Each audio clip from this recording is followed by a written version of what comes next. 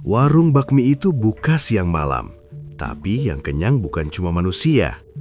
Saat anak Bu Nur menghilang, Dandang justru tak pernah kosong.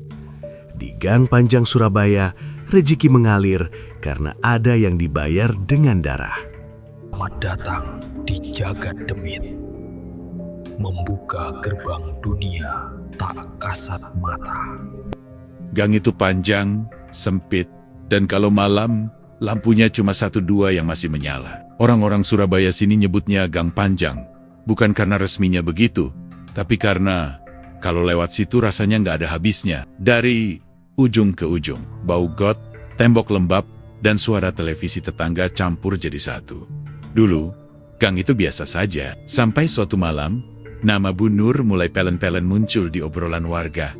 Aku ingat betul, pertama kali dengar soal warung bakmi Jowo itu bukan dari iklan, bukan dari spanduk, tapi dari omongan lirih di warkop depan gang. Katanya, ada warung bakmi yang gak pernah benar-benar tutup. Siang buka, malam tetap ada asap mengepul. Jam 2 pagi pun, kalau kamu nekat masuk gang itu, ada satu pintu setengah terbuka dengan lampu kuning, temaram. Warungnya kecil, cuma muat 5 meja kayu. Tapi entah kenapa, orang-orang selalu ada saja yang duduk makan.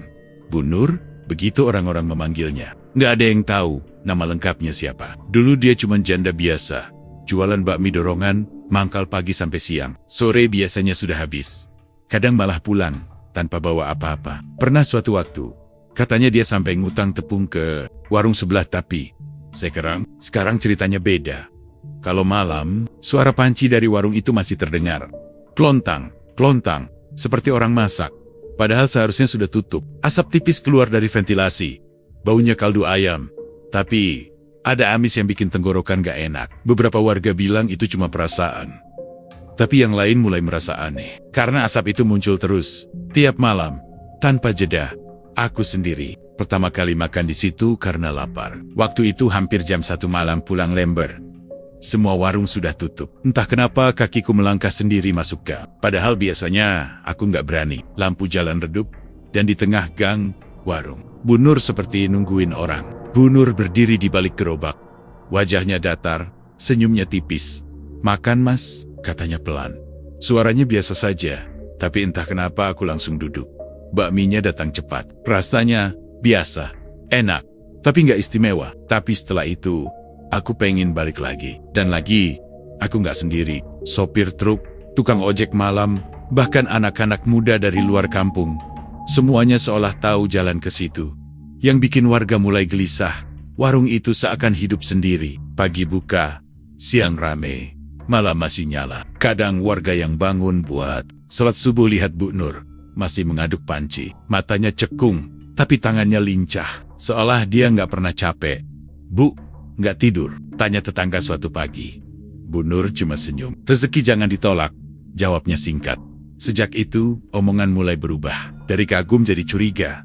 Orang-orang di pos ronda mulai nanya-nanya, dari mana modalnya? Kok bahan nggak pernah habis? Tepung, ayam, telur, selalu ada. Padahal gang itu sempit, nggak mungkin truk besar masuk buat suplai. Yang paling aneh katanya, kalau kamu datang terlalu malam, kadang Bu Nur melayani sambil melirik ke arah dapur. Seperti ada yang diajak bicara. Pernah ada pembeli dengar suara langkah kecil di belakang tirai dapur. Padahal setahu warga, Bu Nur tinggal sendirian. Warung itu juga bikin waktu terasa aneh. Ada yang masuk jam 11 malam, keluar sudah hampir subuh. Padahal merasa cuma duduk. Sebentar, ada pula yang bersumpah lihat Bu Nur menyalakan kompor tanpa api. Panci mendidih, tapi kompor mati. Warga mulai melarang anak-anak lewat situ malam-malam. Bukan karena takut maling, tapi karena takut ketarik. Kata orang tua-tua, kalau ada usaha yang gak kenal waktu, berarti bukan cuma manusia yang bantu, tapi warung itu tetap buka. Setiap malam, setiap hari, seolah Gang Panjang itu bernafas lewat asap bakmi Bu Nur. Dan sejak saat itu, Gang Panjang gak lagi dikenal karena panjangnya, tapi karena satu warung yang katanya gak pernah tidur. Sejak warung bakmi Jowo itu dikenal, tak pernah banner-banner tutup. Suasana di pos ronda Gang Panjang pelan-pelan berubah. Pos yang dulu cuma tempat ngopi, main kartu, dan nunggu jam patroli, kini jadi ruang bisik-bisik. Nama Bu Nur nggak lagi disebut dengan suara normal. Selalu pelan, selalu sambil nengok kiri kanan, seolah takut ada yang dengar. Awalnya masih nada kagum. Ada yang bilang Bu Nur itu contoh orang ulet, janda miskin yang akhirnya bangkit. Di bangku kayu pos ronda, sambil ngudut, orang-orang membandingkan masa lalu dan sekarang. Dulu Bu Nur sering kelihatan duduk lama di depan gerobaknya, nunggu pembeli yang gak datang. Sekarang, kursi gak pernah kosong. Uang masuk terus, tapi makin lama, obrolan itu kehilangan rasa bangganya. Sampean sadar gak? Warungnya itu rame kok, kayak gak masuk akal. Suara Pak Sardi, hansip lama, terdengar pelan tapi berat. Ada yang ketawa kecil, tapi cepat berhenti. Karena semua sebenarnya sadar. Rame boleh, tapi gak segitunya. Tengah malam, gang sempit, gak ada parkiran, tapi pembeli datang dari mana-mana. Seolah ada yang manggil. Di pos ronda mulai muncul cerita-cerita kecil, yang kalau dikumpulin jadi satu, rasanya gak beres. Ada tukang becak, yang ngaku selalu mimpi mie panjang setelah makan di warung Bu Nur. Ada anak muda yang bilang, tiap lewat depan warung, dadanya sesak. Tapi kalau duduk dan makan, rasanya tenang. Terlalu tenang. Nama Bu Nur mulai dibicarakan bukan sebagai penjual bakmi, tapi sebagai orang yang punya pegangan. Kata itu diucapkan hati-hati, hampir nggak pernah terang-terangan. Cuma kode, pegangan, artinya ada yang bantu. Dan bantuan itu bukan dari manusia. Bu Nur itu dulu sempat hilang beberapa hari kan? Seseorang nyeletuk, yang lain mengangguk. Mereka ingat, sekitar setahun lalu, sebelum warungnya mendadak ramai, Bu Nur pernah nggak kelihatan hampir seminggu. Gerobaknya ditutup terpal, rumahnya gelap. Waktu ditanya, dia cuma bilang jenguk saudara. Tapi sekarang, cerita itu diungkit lagi dengan kacamata berbeda. Sejak itu, setiap ada kejadian aneh di gang, nama Bu Nur selalu nyempil. Lampu mati sendiri, kucing mendadak mati kaku dekat selokan, bau amis malam Jumat. Semua ujungnya ke satu titik, warung bakmi Jowo. Di tengah gang, di pos ronda, orang mulai sepakat satu hal, tanpa pernah bilang terang-terangan. Jangan ribut sama Bu Nur, jangan cari masalah, jangan ngomong keras-keras. Kalau beli, bayar, jangan macam-macam. Karena ada yang bilang, orang yang pernah merah di warung itu, besoknya jatuh sakit tanpa sebab. Rezeki orang kan beda-beda. Ada yang mencoba menetralkan suasana. Tapi kalimat itu terasa kosong, karena di mata mereka, rezeki Bu Nur bukan sekadar beda. Terlalu lancar, terlalu mulus, terlalu yang bikin suasana pos ronda makin dingin. Bu Nur sendiri jarang lewat. Dulu masih sering ikut nimbrung, sekadar senyum atau nitip bakmi. Sekarang, dia lewat tanpa menyapa. Wajahnya berubah, lebih pucat, lebih tipis. Matanya cekung tapi tajam, seolah dia tahu namanya sedang dibicarakan. Suatu malam, ketika obrolan di pos ronda mulai memanas, angin tiba-tiba mati, gang jadi sunyi. Dari keyahan, bau kaldu tercium kuat. Salah satu warga menelan ludah. Sudah, kata Pak Sardi pelan. Ganti topik. Sejak malam itu, ada kesepakatan. Cactus, nama Bu Nur boleh dibisikkan, tapi jangan disebut lama-lama. Jangan sampai malam dengar. Karena di gang panjang itu, orang mulai percaya, ada telinga lain yang ikut mendengar dari balik asap bakmi. Aneh kalau dipikir-pikir, karena semua orang yang pernah makan bakmi Jowo Bu Nur selalu bilang hal yang sama.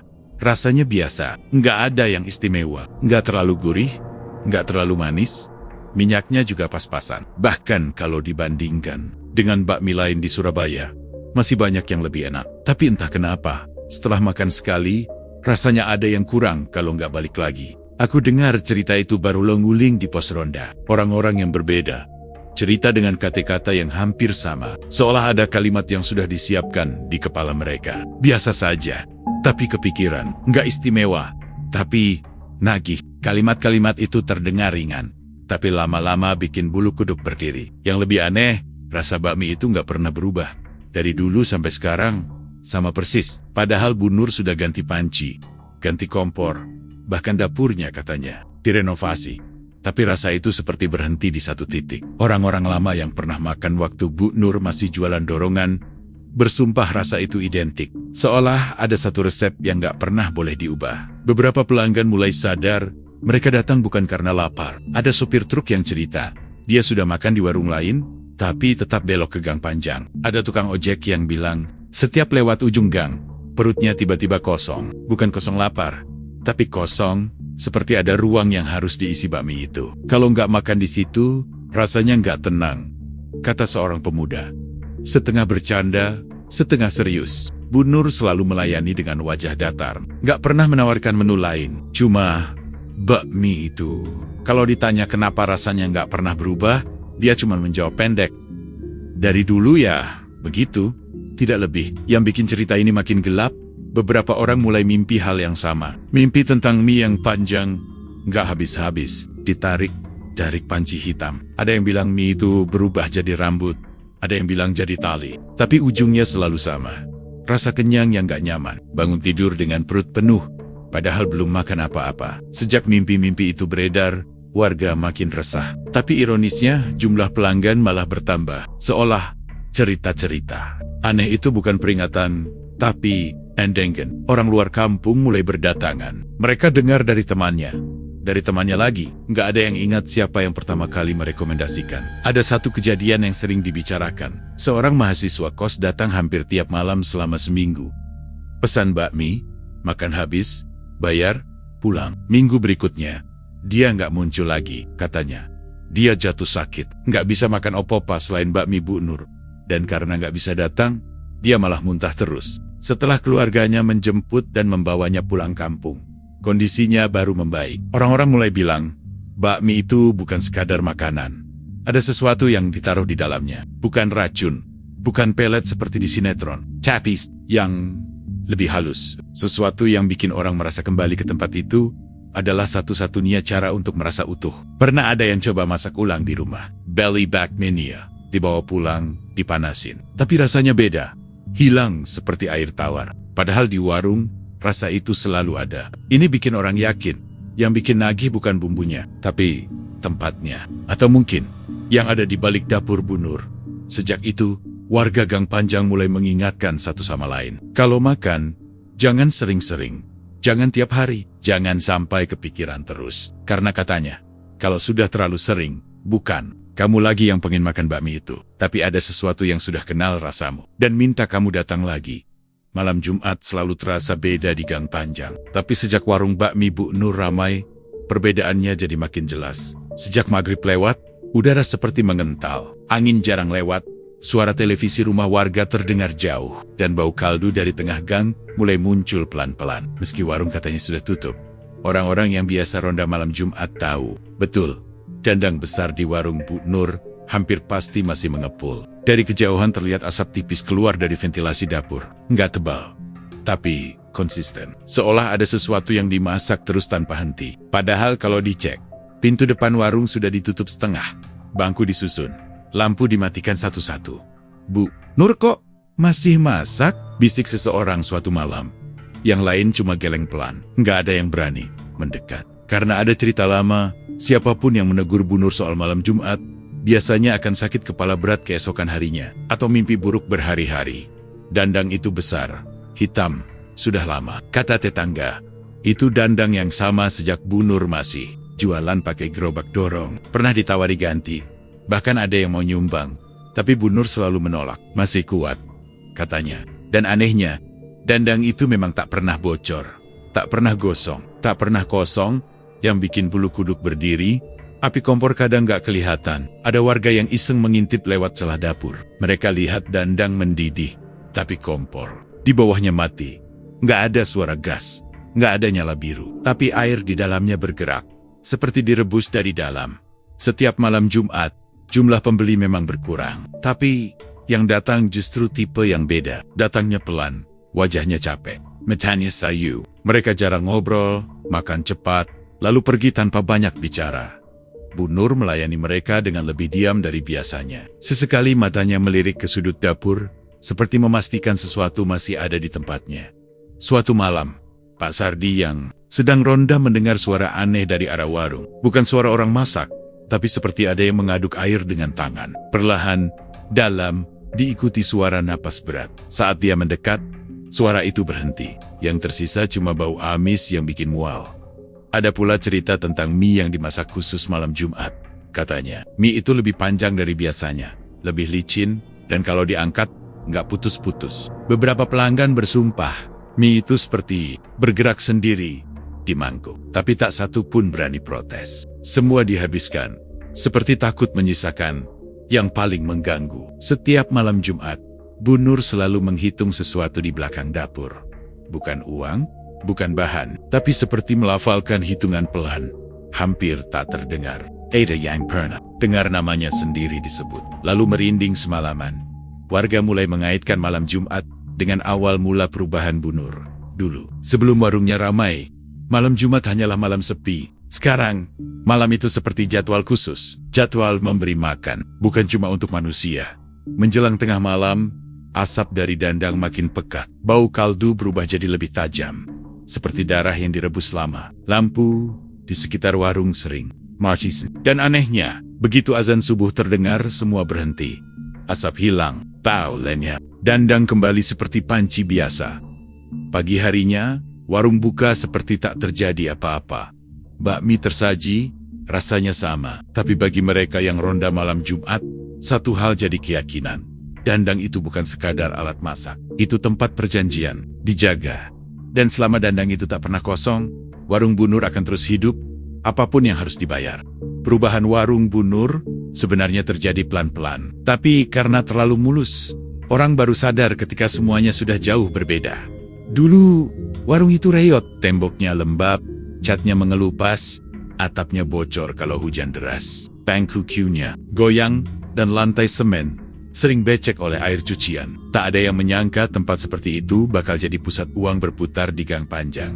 Awalnya cuma tambal sulam kecil, ganti atap seng, tutup bocor, tambah satu lampu. Warga menganggap wajar. Namanya juga usaha lagi naik. Tapi setelah itu, renovasi tak pernah berhenti. Satu dinding diratakan, diganti keramik. Lantai disemen ulang, lalu diganti keramik lagi. Maya, lama dibuang, datang yang baru, lebih tebal, lebih berat. Seolah warung itu terus dipaksa berubah. Tapi tak pernah dianggap selesai. Yang bikin orang mulai menghitung. Renovasi itu dilakukan tanpa jeda, tanpa menunggu hasil. Baru selesai satu bagian, bagian lain dibongkar lagi. Uangnya seperti tak pernah habis. Padahal pembeli bayar biasa saja, tak ada harga mahal, tak ada menu aneh. Tapi setiap pagi selalu ada tukang datang. Dan setiap sore selalu ada material menumpuk. Di depan gang loh, kemarin baru selesai. Kok dibongkar lagi? Celetuk seorang warga. Bu Nur cuma tersenyum kecil. Biar enak dilihat, jawabnya. Jawaban itu terasa kosong. Karena semakin rapi warung itu, suasana justru makin berat. Dinding baru terasa dingin. Lantai licin meski kering. Beberapa tukang bangunan cerita. Mereka nggak betah kerja lama-lama. Ada yang mendengar suara orang memanggil namanya dari dapur. Ada yang melihat bayangan lewat di balik tembok yang belum diplester. Yang paling aneh, renovasi dapur selalu dilakukan malam hari. Siang hari dapur terlihat normal. Tapi kalau malam, terdengar suara palu, sekop, dan gerakan tanah. Padahal tak ada penggalian yang terlihat keesokan paginya. Seolah ada bagian dapur yang dikerjakan untuk sesuatu yang tak boleh terlihat matahari. Bu Nur kini tak lagi terlihat sebagai janda pas-pasan. Bajunya rapi, emas di tangannya bertambah. Rumah di belakang warung ikut direnovasi, ditinggikan, diperluas. Bahkan kabarnya, dia beli rumah satu lagi di luar gang. Tapi anehnya, dia tetap memilih tinggal di situ. Di tengah warung, di bau kaldu. Warga mulai bertanya-tanya, untuk siapa semua ini? Karena Bu Nur jarang menikmati. Dia jarang duduk santai, jarang tertawa. Seolah semua uang itu hanya numpang lewat, diputar kembali jadi tembok, lantai, dan atap. Seperti ada kewajiban yang harus terus dipenuhi. Suatu malam, seorang tukang yang lembur melihat Bu Nur berdiri di tengah dapur yang setengah dibongkar. Di hadapannya ada dandang besar itu, masih mengepul. Bu Nur berbicara pelan, bukan pada tukang, bukan pada siapapun yang terlihat. Setelah itu, dia menyuruh tukang pulang lebih cepat dan membayar penuh, tanpa tawar. Sejak itu, tukang itu tak mau kembali. Katanya, dia melihat sesuatu bergerak di bawah lantai baru. Sesuatu yang membuat renovasi itu harus terus dilakukan. Sialan, bangunan itu bukan diperindah, tapi menutup sesuatu yang terus menuntut ditutupi lagi. Kini, warung Bu Nur tampak megah untuk ukuran gang sempit. Bersih, terang, rapi, tapi warga gang panjang tahu. Di balik tembok baru dan lantai licin itu, ada sesuatu yang terus bekerja. Dan selama renovasi belum benar-benar berhenti, berarti ada yang belum puas. Setelah warungnya berubah wajah, orang-orang mengira Bu Nur akhirnya hidup tenang. Uang ada, usaha lancar, tak perlu lagi pusing memikirkan besok makan apa. Dan untuk sementara waktu, Bu Nur terlihat menikmati semua itu. Senyumnya lebih sering muncul. langkahnya lebih ringan, dan di mata warga, dia seperti orang yang akhirnya menang melawan hidup. Bu Nur mulai berani menunjukkan hasil jerih payahnya. Emas di tangannya bertambah, motor diganti baru, boken selesai keli. Terdengar dia ikut arisan ibu-ibu RT. Dengan nominal yang dulu tak mungkin dia sanggupi. Warung makin ramai, rumah makin rapi, dan setiap hari uang mengalir seperti air. Orang-orang kembali berbisik, kali ini dengan nada iri bercampur kagum. Dari janda miskin, jadi juragan bakmi. Di tengah semua itu, ada satu sosok yang jarang dibicarakan. Tapi selalu ada. Anaknya, bocah laki-laki satu-satunya, hasil pernikahan Bu Nur yang dulu berakhir pahit. Anak itu sering terlihat duduk di bangku dapur, memandangi panci dan dandang besar dengan tatapan kosong. Jarang bermain, jarang tertawa. Kalau ditanya, Bu Nur selalu bilang anaknya pendiam. Tapi warga mulai melihat perubahan. Anak itu makin kurus, matanya cekung, kulitnya pucat. Padahal makan tiap hari, bahkan sering terlihat menyendok kuah bakmi sendiri. Ada yang bilang, tiap malam Jumat, anak itu selalu demam, panasnya tinggi, tapi pagi hari turun sendiri, seperti tak pernah terjadi apa-apa. Bu Nur tahu itu, tapi dia memilih diam.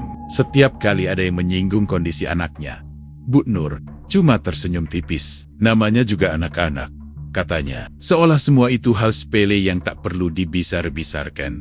Kesenangan Bu Nur terasa terlalu lama, terlalu cepik. Dia mulai berani melakukan hal-hal yang dulu tak pernah terpikirkan. Belanja besar, renovasi tambahan, bahkan rencana beli ruko di pinggir jalan besar. Semua dibicarakan dengan percaya diri, seolah keberuntungan itu miliknya selamanya. Namun, di balik itu, ada malam-malam panjang yang tak pernah diceritakan. Malam ketika Bu Nur duduk sendirian di dapur, memandangi dandang yang masih hangat, meski kompor mati. Malam ketika dia menghitung uang sambil bergetar. Bukan karena senang, tapi seperti sedang memastikan sesuatu belum berkurang. Ada tetangga yang suatu malam melihat Bu Nur menangis di belakang warung. Tangisnya tertahan, mulutnya menutup rapat, seperti takut suaranya terdengar. Di sampingnya, anaknya tertidur di kursi, napasnya berat. Bu Nur mengelus kepala anak itu lama sekali, seolah ingin menghafal setiap helai rambutnya. Sejak itu, warga mulai merasa kesenangan Bu Nur bukanlah kebahagiaan, lebih mirip penangguhan. Seperti seseorang yang tahu tagihan besar akan datang, tapi memilih berpesta selama bisa. Warung tetap ramai, uang tetap masuk. Tapi wajah Bu Nur makin sering terlihat kosong. Anaknya pun makin jarang keluar rumah. Kalau siang masih terlihat duduk di pojok warung, malam hari tak pernah lagi muncul. Ada yang bilang, setiap malam Jumat, Bu Nur selalu mengunci pintu dapur rapat-rapat. Dari dalam, terdengar suara air mendidih lebih lama dari biasanya. Orang-orang mulai sadar kesenangan itu punya batas, dan Bu Nur sepertinya tahu persis di mana batas itu berada. Tapi alih-alih berhenti, dia memilih melangkah lebih jauh, menikmati semua yang ada, seolah berharap kalau dia cukup lama berpura-pura bahagia, maka harga yang harus dibayar nanti akan terasa lebih ringan. Sayangnya, di gang panjang orang-orang percaya satu hal, kesenangan yang terlalu lama dinikmati, tanpa sebab yang jelas, biasanya bukan hadiah, tapi jeda. Jeda sebelum sesuatu datang, untuk menagih dengan cara yang paling menyakitkan. Tak ada seorang pun di gang panjang yang bisa menunjuk hari pasti, kapan semuanya bermula. Tak ada tanggal, tak ada saksi yang berani bicara lantang, yang ada hanya potongan cerita, bisik-bisik, yang disambung satu sama lain, sampai akhirnya membentuk satu kesimpulan yang tak pernah diucapkan terang-terangan. Bu Nur pernah membuat perjanjian. Cerita itu biasanya muncul larut malam, di pos ronda yang lampunya redup, dimulai dengan kalimat pelan, hampir seperti bercanda, tentang Bu Nur yang dulu pernah menghilang beberapa hari, tentang gerobaknya yang tertutup terpal, tentang rumahnya yang gelap, tanpa tanda kehidupan. Dulu orang percaya alasan Bu Nur masuk angin berat, atau jenguk saudara jauh. Sekarang, alasan itu terasa terlalu rapi. Ada yang bilang Bu Nur pergi keluar kota Tempotyong, jarang disebut orang Surabaya. Daerah yang dekat Sungai Lama dan tanah pembuangan, tempat orang-orang datang bukan untuk minta doa, tapi minta balasan. Katanya, Bu Nur tidak datang sendiri, ada yang mengantar, dan waktu pulangnya, wajahnya sudah berubah. Lebih tenang, tapi juga lebih dingin. Sejak saat itu, hidupnya berbelok tajam. Warungnya mendadak ramai wong menggelar. Semua yang dulu terasa berat, jadi ringan, terlalu ringan. Dan disitulah warga mulai mengaitkan satu dengan yang lain. Tak mungkin semua itu datang tanpa harga. Perjanjian itu tak pernah diucapkan langsung. Tak ada yang dengar Bu Nur mengaku. Tapi tanda-tandanya terlalu banyak untuk diabaikan. Setiap malam Jumat, Bu Nur selalu sendirian di dapur, lebih lama dari biasanya. Bibirnya bergerak, seperti melafalkan sesuatu. Bukan doa yang dikenal warga, bukan juga gumaman kosong. Ritmenya teratur, seolah sedang menyebut hitungan. Warga juga mulai memperhatikan satu hal lain. Bu Nur sangat protektif pada dapur. Tak ada orang luar yang boleh masuk. Bahkan anaknya sendiri jarang diizinkan mendekat Dandang. Kalau ada yang nekat masuk, Bu Nur langsung berubah. Suaranya meninggi, matanya tajam, seperti orang yang sedang menjaga rahasia besar. "Jangan ke situ," katanya suatu kali. Keras, terlalu keras untuk urusan dapur kecil. Dari situ, orang-orang mulai paham. Perjanjian itu bukan sekadar minta ramai atau minta uang. Tapi, ada aturan, ada pantangan, ada kewajiban yang harus dijaga. Dan setiap kewajiban, biasanya diiringi janji. Janji yang suatu hari akan ditagih. Cerita paling sering dibisikkan adalah soal tumbal. Bukan dalam bentuk yang vulgar, tapi sebagai kemungkinan yang terus mengendap. Kata orang tua-tua, pesugihan yang paling berat selalu minta yang paling dekat. Bukan orang jauh, bukan orang asing, tapi darah sendiri. Dan sejak anak Bu Nur mulai sakit-sakitan, cerita itu makin kuat. Warga mengaitkan demam anak itu dengan malam Jumat, dengan dandang yang tak pernah kosong, dengan renovasi yang tak pernah selesai. Seolah semua tanda mengarah ke satu titik yang sama. Bu Nur sendiri seperti tahu ceritanya beredar. Tapi dia, pernah membantah, tak pernah mengiyakan. Dia memilih diam yang terlalu sadar. Setiap kali ada yang menyinggung soal rezeki yang aneh, Bu Nur hanya tersenyum tipis. Senyum orang yang tahu kebenaran, tapi tak bisa mundur. Suatu malam, seorang tetangga mendengar Bu Nur berbicara sendiri di dapur. Suaranya rendah, terputus-putus. Seperti orang menawar, seperti orang memohon penundaan. Ada satu kalimat yang terdengar jelas. Dan setelah itu, tak ada lagi yang berani mendekat. Sebentar lagi, sejak malam itu, Gang Panjang merasa ada jam tak terlihat yang mulai berdetak. Perjanjian yang selama ini tak pernah dibicarakan terang-terangan, kini terasa makin dekat untuk ditagih. Dan semua orang tahu, ketika janji seperti itu ditepati, tak akan ada yang benar-benar selamat. Hilangnya anak Bu Nur bukan kejadian yang diumumkan. Tidak ada teriakan, tidak ada laporan, tidak ada kepanikan seperti kehilangan pada umumnya.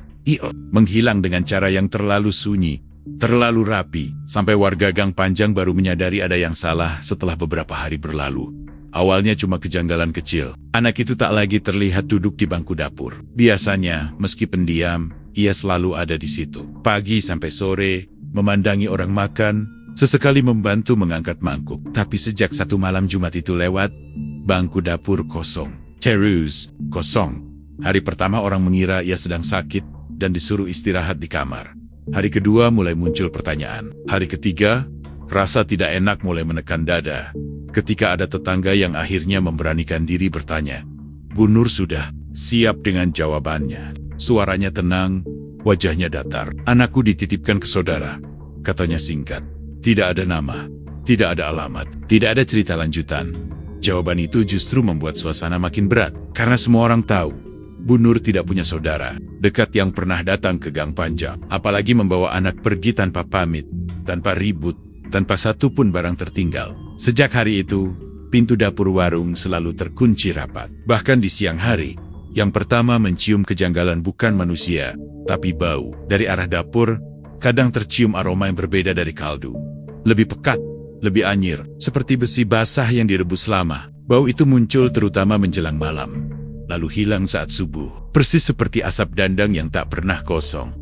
Suatu sore, seorang tukang gas datang mengganti tabung. Ia berdiri agak lama di dekat pintu dapur, wajahnya pucat. Setelah selesai, ia menolak minum, menolak makan, dan buru-buru pergi. Di ujung gang, ia berbisik ke temannya. Katanya lantai dapur Bu Nur masih hangat, padahal kompor mati, dan ada bekas tanah baru yang ditutup keramik terlalu rapi. Malam-malam setelah itu, suara aneh mulai terdengar. Bukan suara masak, bukan suara alat, tapi seperti gesekan pelan dari balik lantai. Kadang disusul suara air mendidih yang terlalu lama. Kadang terdengar bunyi seperti sendok jatuh, padahal dapur kosong. Orang-orang yang ronda memilih menjauh. Tak ada yang mau memastikan. Yang paling mengganggu adalah suara tangisan. bukan keras, bukan jealous. Seperti suara anak kecil yang ditahan, datang dari arah dapur, terutama setelah tengah malam. Kalau ada yang berani mendekat, suara itu langsung berhenti, digantikan bau kaldu yang menyengat, seolah memperingatkan agar jangan melangkah lebih jauh. Bu Nur sendiri berubah drastis. Wajahnya menua dalam hitungan hari. Matanya cekung, kulitnya kusam. Tapi warung tetap buka, bahkan lebih rapi dari sebelumnya. Bu Nur melayani pembeli tanpa banyak bicara. Tangannya cekatan, seolah tidak pernah terjadi apa-apa. Namun kadang, saat menaruh mangkuk, tangannya gemetar. Kadang ia berhenti sebentar, menatap dapur dengan pandangan kosong, lalu menarik napas panjang. Pernah suatu malam seorang pelanggan melihat sesuatu di balik tirai dapur. Bayangan kecil berdiri diam, tak bergerak, tak bersuara. Ketika pelanggan itu berkedip, bayangan itu sudah tak ada. Bu Nur berdiri di tempat yang sama, menutup tirai pelen-pelen. Tak ada doa bersama, tak ada pencarian. Seolah semua orang sepakat untuk tidak bertanya lebih jauh. Karena setiap pertanyaan terasa seperti membuka sesuatu yang seharusnya tetap terkunci. Anak itu menghilang, tapi keberadaannya justru terasa semakin dekat. Terlalu dekat. Sejak malam itu, dandang di dapur Bu Nur selalu penuh. Tak pernah surut, tak pernah kering. Dan setiap malam Jumat, uapnya lebih pekat dari biasanya. Seolah ada sesuatu di dalamnya yang akhirnya telah diterima. Dan di Gang Panjang, orang-orang mulai sadar. Perjanjian itu kini tak lagi abstrak. Ia telah dibayar di balik dapur warung bakmi Jowo Bu Nur. Setelah anak Bu Nur menghilang, orang-orang mengira semuanya akan berhenti. Warung seharusnya sepi, uang seharusnya macet. Tapi yang terjadi justru sebaliknya. Warung bakmi Jowo itu semakin ramai, seolah kehilangan satu nyawa justru membuka pintu yang lebih lebar. Pembeli datang silih berganti, dari pagi sampai jauh malam, tanpa henti, tanpa jeda. Namun, warga Gang Panjang segera menyadari, yang ditagih pesugihan itu ternyata bukan cuma nyawa. Ada harga lain yang perlahan mulai diambil, sedikit demi sedikit, tanpa bisa ditolak. Bu Nur berubah menjadi bayangan dari dirinya sendiri. Tubuhnya kurus, langkahnya lambat, dan tatapannya sering kosong. Ia masih hidup, tapi tidak sepenuhnya ada. Kadang ia melayani pembeli dengan wajah datar, lalu tiba-tiba berhenti, seolah lupa sedang melakukan apa. Pernah suatu kali ia menyodorkan mangkuk kosong, lalu tersenyum seperti baru sadar ada yang salah. Tidurnya nyaris tak pernah cukup. Lampu dapur sering menyala semalaman. Dari luar, terdengar suara air mendidih, sendok dayadak, dan sesekali suara napas berat yang bukan napas Bu Nur. Tetangga yang berani mengintip, melihat Bu Nur duduk di depan dandang, memandangi uap panas dengan mata merah, seperti orang yang sedang diawasi. Warung memang ramai, tapi suasananya berubah. Pembeli tidak lagi banyak bicara. Mereka makan cepat, menunduk, lalu pergi. Beberapa mengaku merasa pusing setelah makan. Ada pula yang melihat pantulan aneh di kuah bakmi, seperti bayangan kecil yang bukan milik mereka. Setiap malam Jumat, Bu Nur terlihat semakin lemah, seolah ada sesuatu yang datang untuk mengambil bagian lain darinya. Bukan tubuhnya, tapi pikirannya. Ia mulai bicara sendiri, memanggil nama anaknya pelan-pelan. Kadang suaranya terdengar marah, kadang seperti memohon. Tapi dandang tetap mengepul, tak peduli apapun yang diucapkan. Warga juga mulai merasakan dampaknya. Gang Panjang menjadi tempat yang tidak nyaman. Anak-anak sering sakit tanpa sebab jelas. Kucing dan ayam peliharaan mati mendadak.